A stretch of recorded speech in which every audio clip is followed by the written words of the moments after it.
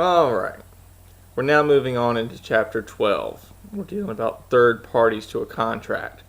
Now, a third party beneficiary is a person not a party to a contract, but whom the parties intended a benefit. Okay, you typically have two types in this case, a creditor beneficiary and a donee beneficiary. All right, check this out. A creditor beneficiary is a person to whom the promisee owes an obligation, which is discharged if the promisor performs. Okay? Pay attention. I owe you $50. Okay?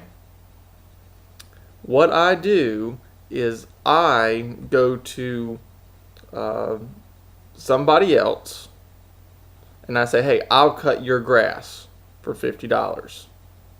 They say, okay. But that $50 is not going to go to me, it's going to go to you, whom I owe the money to. Okay? So you are a third party creditor beneficiary to the contract between myself and the person who owns the property that I'm cutting the grass on. Okay, check it out again.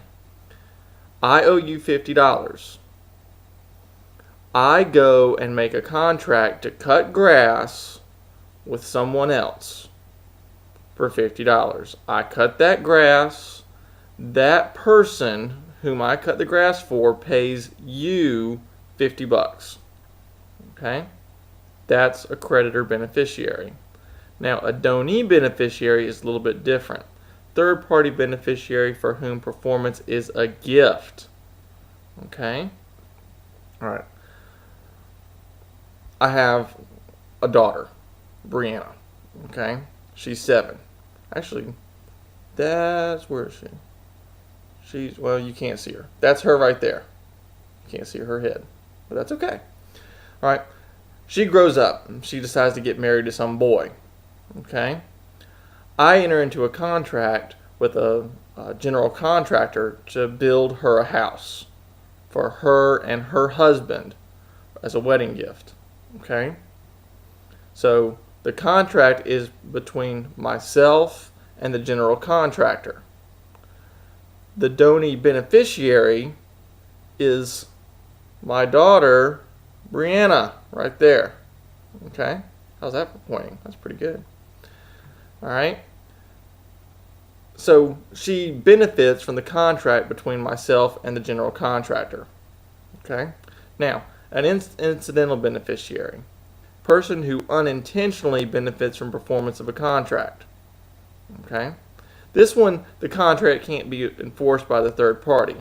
Example, the city contracts with some subcontractor to put in sidewalks in a neighborhood. Okay? Does that benefit the homeowners? Absolutely. Okay? It makes it safer. It makes it easier for people to walk around without walking out in the street. But they're what we call incidental beneficiaries, right? You unintentionally benefit from that contract.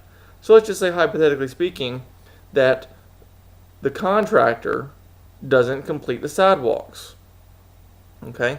It's up to the city to sue, not the property owners, because they're only incidental beneficiaries. Okay? Now, let's talk about some other stuff. Novation.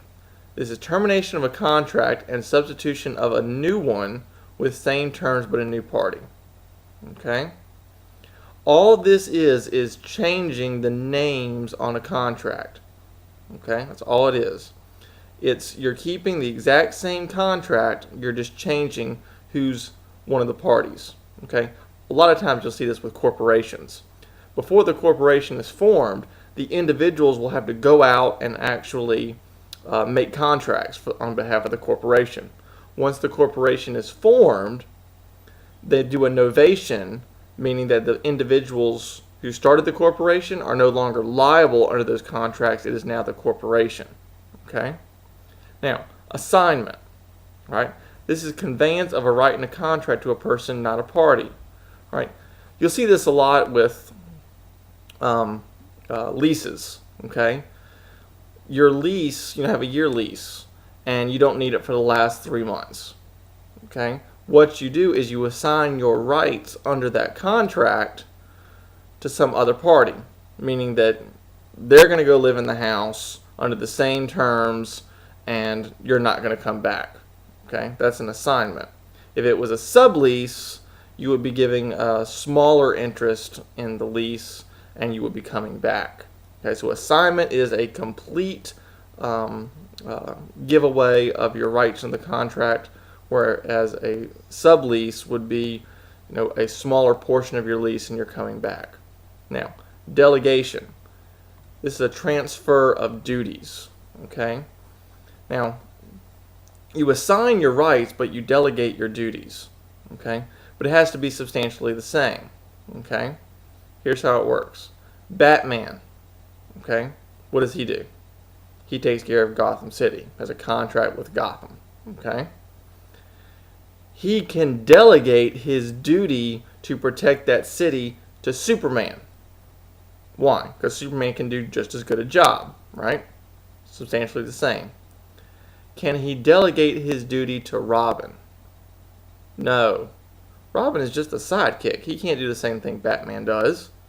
Superman, on the other hand, can do the same thing that Batman can. So as a result, you could delegate that duty. So whenever you delegate, you have to make sure that it is substantially similar to the person whom you are delegating that power to.